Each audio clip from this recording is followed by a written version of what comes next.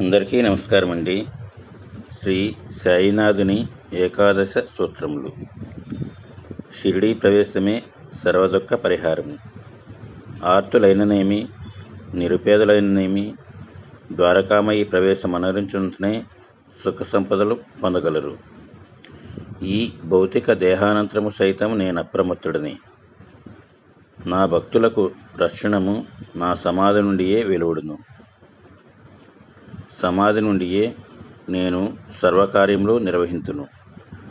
సమాధి నుండి నా మానుష శరీరం మాట్లాడును.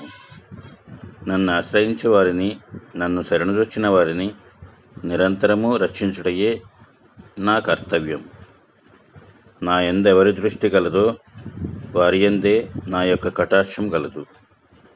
మీ భారములను నాపై బడనీయుడు, నేను మోసెదను.